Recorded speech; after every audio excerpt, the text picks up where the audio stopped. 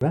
তো বন্ধুরা আমি আজকে আবার একটি ডেসক্রিপটিভ রাইটিং নিয়ে চলে এসেছি। তো চলো বন্ধুরা আগামী দিনে যে সমস্ত পরীক্ষা আছে মেন্সের জন্য সেইখানেতে কাজে লাগবে এগুলো অবশ্যই আশা করছি। চলো শুরু করি। দেখো, সক্রেটিস যীশু খ্রিস্টের জন্মের প্রায় 500 বছর আগে এথেন্সে বসবাস করতেন এবং তার শিক্ষাদানের জন্য কখনো শিক্ষার্থীদের কাছ থেকে অর্থ নিতেন না, কারণ তিনি জ্ঞানের প্রতি অনুরাগ থেকে শিক্ষা দিতেন, অর্থের জন্য নয়। তিনি ধনী পরিবারে জন্মগ্রহণ করেননি এবং তার এই কাজের কারণে তিনি সারা জীবনই দরিদ্র ছিলেন। চলো ফার্স্টের ট্রান্সলেশনটা আমরা দেখি। সক্রেটিস যীশু খ্রিস্টের জন্মের প্রায় 500 বছর আগে এথেন্সে বসবাস করতেন। Socrates lived in Athens nearly 500 years before the birth of Christ. এটা পাস্ট ইনডিফিনাইট একটা গল্প।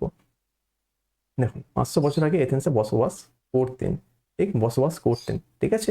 তাই এখানে আমার এটা লিভড হলো, পাস্ট ইনডিফিনাইট টেন্স হলো, ঠিক আছে। নেক্সট দেখো, এবং তার শিক্ষাদানের জন্য কখনো শিক্ষার্থীদের কাছ থেকে অর্থ নিতেন না, কারণ তিনি জ্ঞানের প্রতি অনুরাগ থেকে শিক্ষা দিতেন, অর্থের জন্য নয়। এই অব্দি ঠিক। এবং তিনি এই যে ধনী পরিবারে জন্মগ্রহণ করেননি এবং তার এই কাজের কারণে তিনি সারা জীবনই দরিদ্র ছিলেন। দেখো, he was not born in rich family, তিনি ধনী পরিবারে জন্মাননি। অ্যান্ড ইনডিড, কমা দাও, কার্যত all his life he was poor, তিনি সারা জীবনই দরিদ্র ছিলেন, ঠিক। For he never asked his pupils, সেই জন্য তিনি তার ছাত্রদেরকে কোনোদিনই চাননি to pay for what he taught them.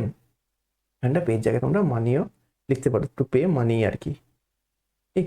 For he never asked his pupils to pay money for what he taught them, তিনি তার ছাত্রের কাছে কোনো টাকা চাননি যে তিনি যা শিখিয়েছেন তাদেরকে, ঠিক। He taught for the love of wisdom not for money. এই যে এখানে সেন্টেন্সটা আছে, যে জন্য নয়, he taught for the love of wisdom not for money, ঠিক।